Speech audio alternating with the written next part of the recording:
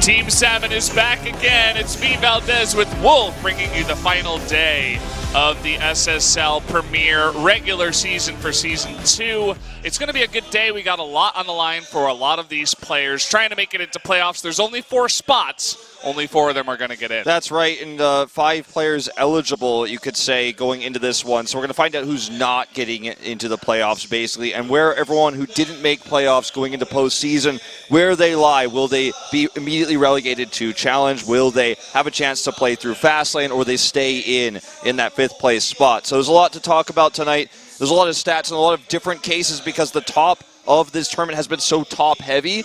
And the bottom, of course, players like Bill down at the very, very bottom have made it so that everything is really close in terms of standings. So only Stats is guaranteed a spot in playoffs. But he has not guaranteed himself first place. He's not guaranteed himself a final spot by any means. So as the night unfolds, we're going to get closer and closer to kind of putting the last pieces into the puzzle, so to speak, to find out where these players will stand. Yeah, and Wolf, you weren't able to join me for After Hours, but I did give my predictions for everybody in terms of who's going to come out ahead tonight. I think Dark's match against Solar for match number 4 is going to be incredibly important. Of course, Dark needs to win that one to secure himself a spot, but he has lost to Solar when it gets really important in ZVZs. I still did predict Dark at the end of the day with a 2-1, but I think anything could really happen. And then, of course, Innovation versus Classic. 2 of the guys that are up top. Innovation is 1 win behind Classic, and a lot of those guys that are up on top, the 3 Protosses who are currently reigning here in SSL Premier, but he does have a chance here against Classic, I'd say. I think what's really exciting, too, is the story of Deer. Kenny might make his way out in first place. It's not entirely up to him. Other scenarios will have to occur in order for that to happen. But if he gets out in first place, it'll be the first time he goes to an SSL Grand Finals. It'll be the first time he plays a domestic final in Korea since 2013. So really exciting to see how deep he can make it, how far he goes. And the revitalization of this player here in SSL has been really exciting to watch from start to finish, man. So that's one of the matches I'm really excited for today. And, of course, our last match of the night, Innovation versus Classic. It's hard to predict. It really is. It's very hard. I did give it to Innovation 2-1 at the end of the day. But Classic could come out and definitely surprise. I mean, he's a champion in himself in his own right. He could come out here and win. I think the most obvious match of the night is going to be Stats versus Biel. I would just hope that Stats doesn't take him too lightly because Biel still is here in SSL Premier, even though he had a pretty crappy season, to be honest. But still, it is a best of 3, and Stats does need to win in order to get himself a good seed. That's right. So every match is important, down to the wire for every single player here. I think with the exception of Biel, who will be in last place pretty much no matter what. We'll see how 1-7, boy. Yeah, we'll see how it pans out as we head into the matches themselves. So let's go ahead and take a look at our first matchup, guys. It's time. Maybe it's not as time as I thought it was.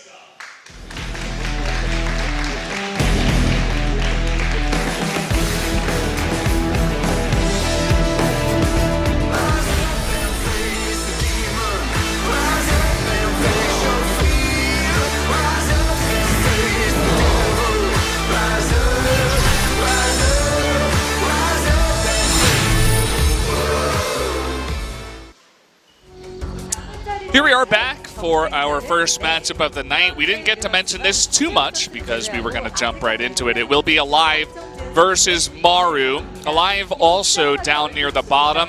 He's playing tonight just to not get relegated directly into SSL Challenge. So definitely a lot on the line in terms of his own SSL Premier career. Whereas Maru, I don't think he has a shot at the playoffs. I think some crazy stuff would have to happen for him to get in. No, he cannot make it, but he's fighting on the line here for getting that 5th place spot to avoid the relegation matches for Fastlane.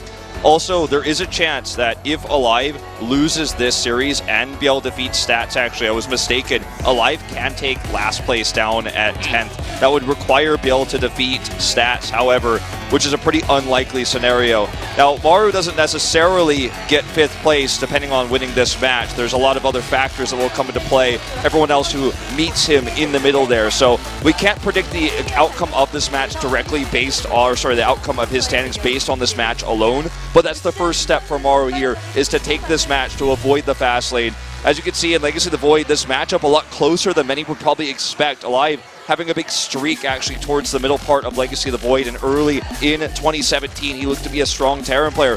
Maru also slumping. Maru has never won a TVT this year in regular season. He's lost every single TVT matchup, so again, seems to be a bit of an Achilles heel. He's lost TVTs and important matches in the GSL as well, so this is an opportunity for aLive to at least avoid last place. For Maru, though, he needs this win. If he doesn't take it, he's going to relegations no matter what. It's kind of funny that, well, you guys can see here, first of all, that Maru does take the Facebook Live poll event. You can, of course, go onto the Split TV Games Facebook if you want to participate in that. But both of these two Terran players, they both pick the same maps in the same order. Abyssal Reef, Newkirk Precinct, and then Ascension to Ire. So seems like both of these guys know what they want, and they seem to be on the same page. Yeah, I mean, we're headed towards those maps in that particular order you mentioned, Abyssal Reef, Newkirk, and then Ascension to Ire. So maps not really going to be a factor here, but I think playstyle certainly will be. aLive is a player who plays a very stable early game, gets 2 bases up, and then tries to harass non-stop using medevacs. He's not the player who has the impressive, massive siege lines in the middle of the map. He's not the dominant player with Liberator usage, for example. He tries to stabilize on 2 bases, do a lot of drop harass. Having a bit of a bad hair day. It's pouring down rain today in Seoul, even though our opening video didn't show that. That is... I didn't notice his hair until you pointed it out. He's definitely got a little bit of the devil in him tonight. I think he's just Scan Demon Man. He's been out in the rain. And he's got the headset hair going on. So Maru, a lot of people were expecting him coming into, after he's survived relegations, to have a better Season 2 than he did in Season 1.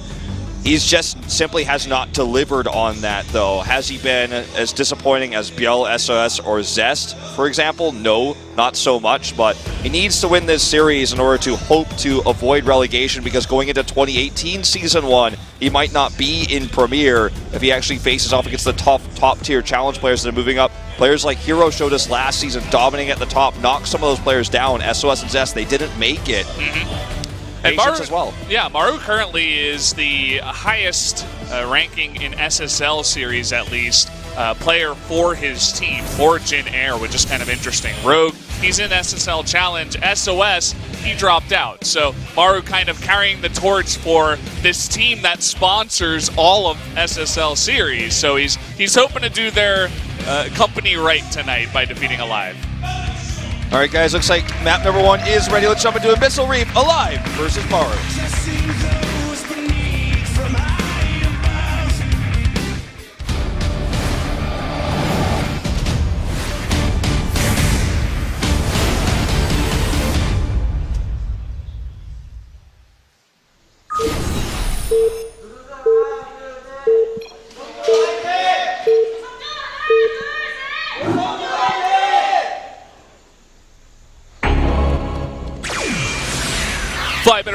Lights in air.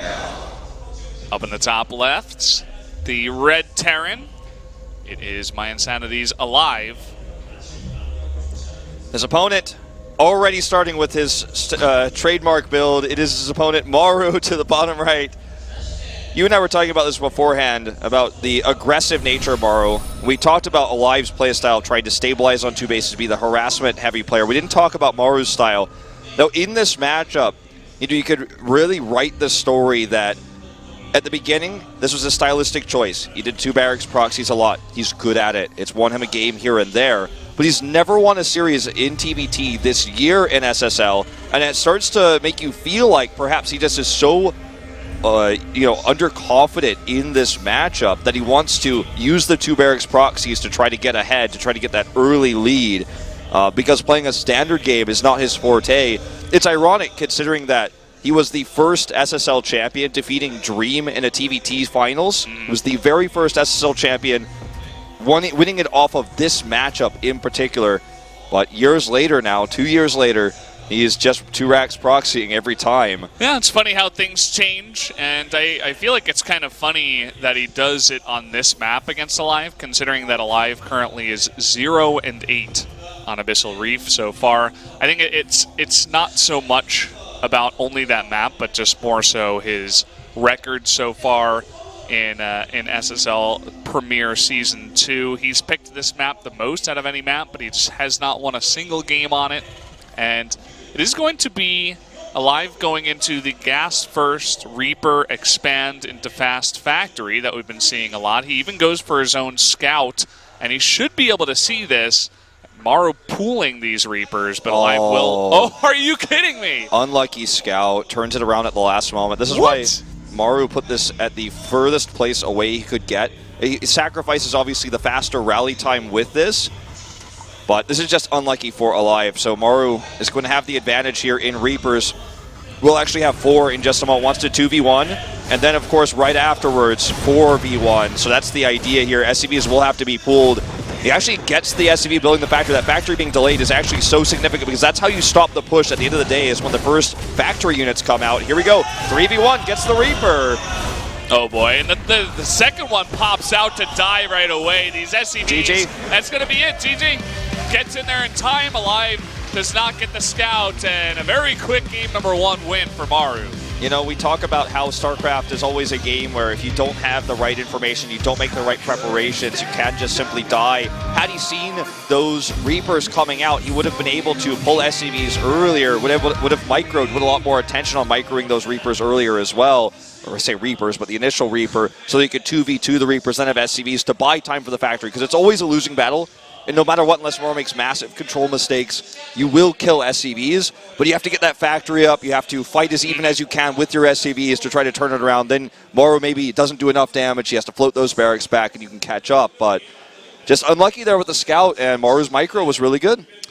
Yeah, I mean, Abyssal Reef, I was questioning why Maru would do that on a map like that, but as you were talking about the different ways to handle that, if you pull the 3 SCVs and you get them on the cliff, and you use them to block as the Reaper jumps up, and you have your own first Reaper to use grenades and push them out until you can survive for those factory units to come out. Maybe then he could have survived, but Maru, the main is so small on Abyssal Reef that you can just get in there right away. And once the Reapers get in and you're not prepared, it's very, very hard to hold it off. So nicely done by Maru. I think not getting the Scout was definitely a pretty big deal because aLive was just not ready for that push. Nope, so now we're heading into Newkirk Precinct. This is the map Maru has, I think, every single time he's played TBT on this map has gone for a 2-racks proxy. So even though it's the most obvious thing in the world, I think he's probably going to do it again if I had to take a guess, because not confident in the matchup. It seems right now has been playing this almost exclusively in the matchup, and, you know, hasn't taken a TBT series. Maybe this will be his first one.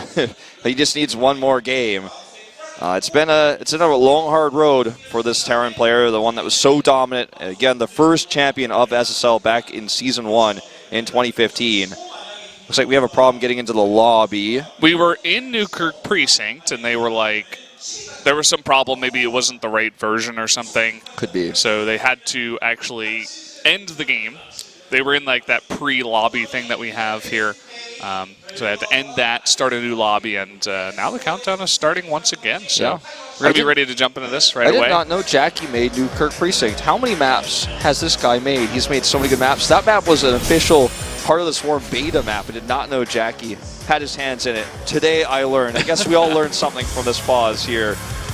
All right, aLive on his last life. If he loses this, he takes last place, assuming that Biel defeats Stat. So it's not in his control anymore. So this match does matter a lot for him. Yeah, needs to win this one. Maru definitely wants to win in order to secure 5th place and his spot in SSL Premier for next time. Let's see how it goes in game number 2.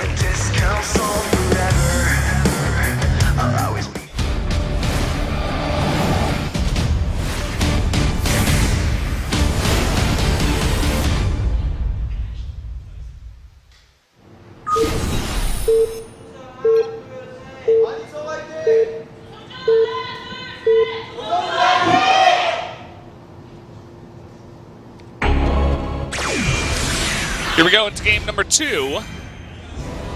Down here in the bottom right, this is aLive. Bit of jittery on the SCV mining there. Actually caused his SCVs to stop mining for a moment there. His opponent to the bottom left in blue is Maru. Famed in this tournament for Terran versus Terran proxies. But as it stands, at this very moment in time, all SCVs are mining. No one is going out to make a proxy. So it seems to be that he's proxied his last in this tournament, at least for Newkirk Precinct as far as that's concerned.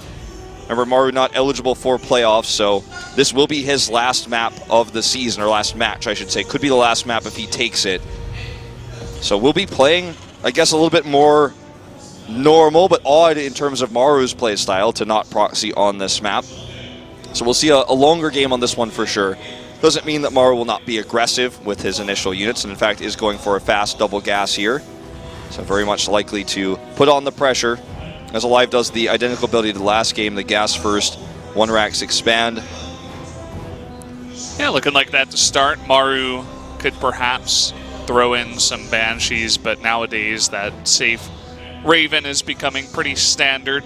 He's going to go for his own scout. Perhaps one of the reasons why he didn't want to proxy on this map is because the 2 main proxy locations are very obvious. You know, right up the ramp there at the rock space, and also to the north at that 3rd base would be the couple of places you would think about putting it down. Yeah, let's see with the faster factor here, Maru's tech of choice. I mean, Banshees would be pretty absurd, as you say. Although he was known for late Banshee for a long time. The reason why aLive's emblem is the cloak icon is because he was so famous for going cloak Banshees. And every time they faced off against each other in both Legacy and Heart of the Swarm, it ended up being a bit of a Banshee fest one way or the other. Looks like he may proxy a starport here. He is building the minerals for it, the factory nearly completed, but the Reaper will scout this time, it looks like. But Maru leaves. Good timing there. Makes a Cyclone back at home, so perhaps he wants to get a little bit more aggressive with a couple of Reapers, and the Cyclone starts the starport back at home as well. Yeah, perhaps wanted to have a really aggressive starport location, but once the scout came over, was no longer feasible. So whether this was his plan all along to make the starport in the main, we'll never know. But starport timing really matched here by aLive, just a little bit behind, but he will have the defender's advantage in that regard. The Cyclone coming out, though, with a double Reaper means that he wants to be aggressive, as we predicted, as we've been talking about so much. He's going to go ahead and rally it across the map to try to punish this fast CC that we are seeing from aLive. Seen a lot of play like this in challenges, seen it all throughout this tournament, trying to use the SCV to tank here, but the Hellion is out. A couple of nice grenades, actually staggers them, forces aLive to dodge to the right. But yeah, the couple of Marines that are out there will be 2 more that do pop. And so it doesn't look like Maru should be able to get up that ramp. We'll see what the Cyclone can do, though, as the Hellion and the Reaper do move out. The Reapers are going to move up this ramp. There are the other 2 Marines that pop out. Really good control here by aLive, flanking with the Hellion, actually ensuring the kill on that first Reaper. The Cyclone actually takes a lot of damage as a result. We're going to see him jump up here for vision with the Reaper. Actually, he's going to get the kill here on the right side. The Cyclone's still fairly healthy. SCV's pulled very late. Reaper comes again for the flank. The SCVs get the surround here.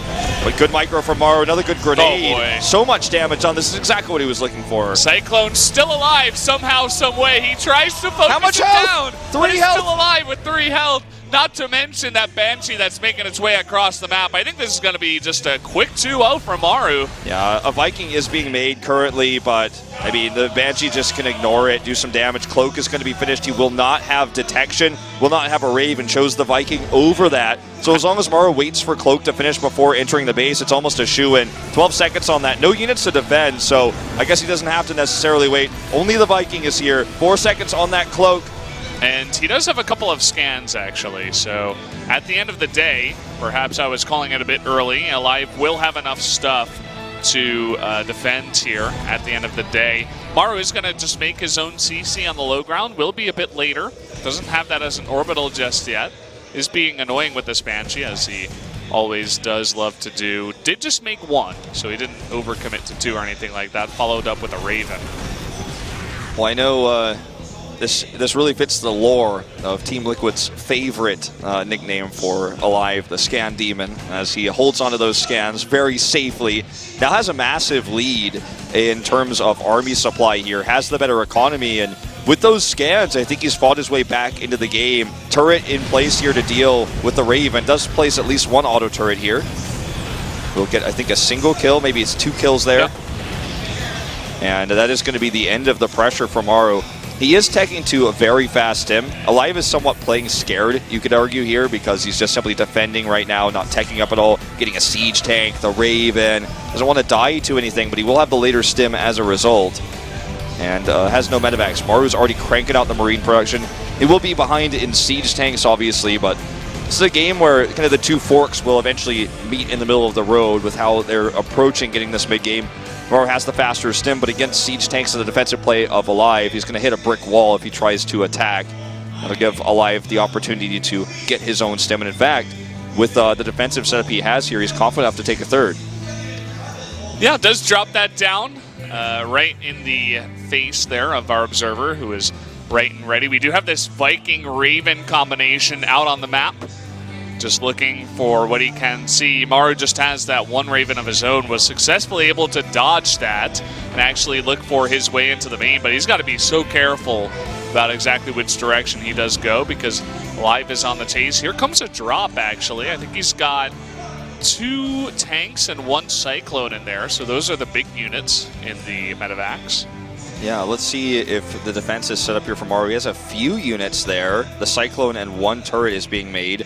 This is actually very threatening, though. Even if he has those units there, if the drop all gets unloaded, Maru will very much struggle to deal with this. This was a defensive unit caught, but not so much anymore. Here we go, coming on in. 1 turret is not enough. aLive, or rather Maru, trying to come back into the main. Those 2 tanks are going to siege up in perfect position behind this mineral line. aLive is stuck back here, though, so let's see how Maru wants to engage this. Let's see how cost efficient this is. The siege tank's doing a lot of damage. Good micro here from Maru, though, with his Marines. SCVs pulled as well. 9 SCVs go down. He lost very few Marines.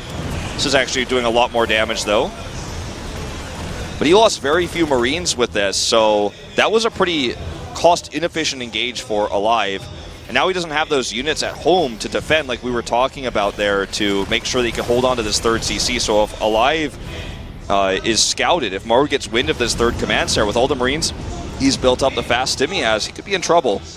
aLive, that is. Yeah, you might even just want to go for a counter drop right away. I think we saw this in Bjorn versus Joxy, if I'm not mistaken, where they just dropped each other back and forth. It was an SSL challenge, and eventually Bjorn was able to take the win as he did 3-0 Joxy.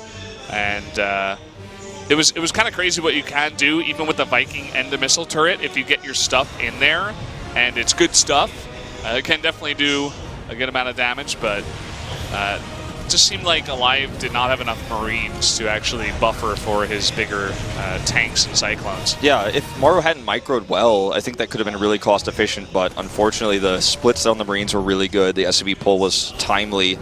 He does see this third CC now with the scan, also sees the siege tank setup here, so even though aLive lost several siege tanks with that drop, there are too many for Maru to directly engage, so he's going to look for another way in here.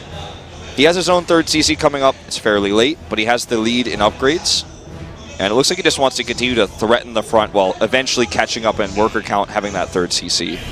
Yeah, like what he's doing, he's denying a lot of scouting out on the map, and he's just saying, okay, I could come from multiple locations. You have no idea where I am right now, which is why the Vikings of aLive are all down towards the south, where they need to be out here to try to expand to his base. Here we go. He didn't know Maru was standing right outside his base, coming up the ramp. Look at that Marine spread. Tanks late siege here from Maru, but he's just breaking through. No buffer for the tanks of aLive. The Vikings here are a nice touch to eliminate medevacs, but they're not going to deal with the Marines on the ground. Now that the siege tanks are in position, that's it. GG.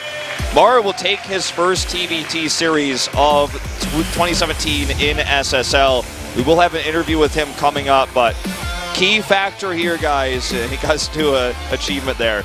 Key factor is that now he may be able to avoid relegations going into the fast lane. It's not necessarily set up, it's really depending on how well Dark does later on tonight. But if he does poorly, and Maru with the 2-0 here, might be able to secure that 5th place spot, which would then put him into Season 1 of 2018. Yeah, definitely a big win for Maru. It is kind of cool to see, you know, towards the end of the season, you get to see like some of these players go up against the weaker players in the group. So you notice Maru versus aLive, it's a very quick one. Like, what if he had that early on in the season? Maybe that could have like springboarded his performance for the whole season. Also, Stats versus Biel being the last one that we do have for both of those players is kind of funny because it's place 1 versus place 10. Literally. Yeah, there's a term in Korean esports actually that the Korean fans use. Translates basically to slow starter. And in a league format like this, there are certain teams that can be slow starters, right? If you look at LCK recently, SKT had a pretty bad run, but then of course made it there to the end, making playoffs, going through the gauntlet, all the way to the grand finals, that kind of term. But unfortunately for Maru, the slow start, I feel, for the season, because he looked better and better as the season went on, still wasn't enough in the end to get him into a playoff spot. He may secure 5th, but 5th is just one spot too bad to be in postseason. It's hard because it's not like Maru was losing to bad players either. I mean, he was losing to the best that we have. He lost to Deer, he lost to Classic, he lost to Innovation, and he lost to Dark. So you can't really fault him for his performance, right? Like, he's exactly where I think Maru should be for his form right now, which is kind of cool. He just beat Stats last week as well, 2-1. Looked really good there. So yeah, Stats may pretty cool. Stats may end up taking first place and going directly to the finals. We'll find out after tonight, but I think Maru had a good run at the end of the season, and we're going to, of course, hear his thoughts now as to what he thinks about that last match, and I guess perhaps his future. So we're going to get that translated for you guys. Maru playing his last match of this SSL Premier Season 2. Clean 2-0 victory for you. How do you feel?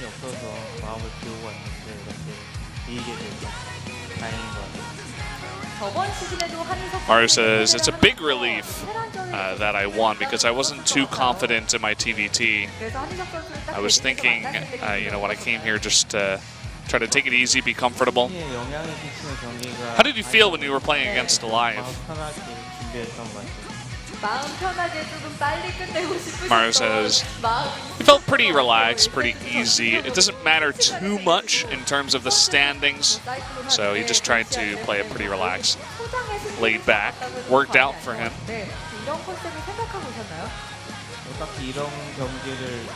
Did you intend to finish your matches so quickly? Maru said he didn't really intend, he didn't really plan it that way, but it definitely worked out well for me, so I'm happy. What are some of your disappointments for this season?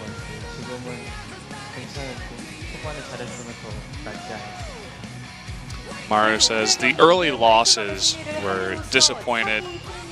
disappointing for me. I feel like those definitely hurt my chances big time. The losses against Deer and Classic that we were mentioning before. You're a big candidate to remain in Premier for next season. Any words to your fans?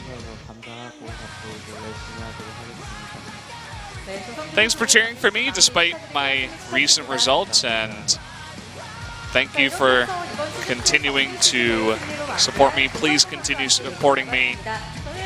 And so there you have it, guys. We are going to jump to a quick break. When we come back, it will be the PvP Hero versus Deer.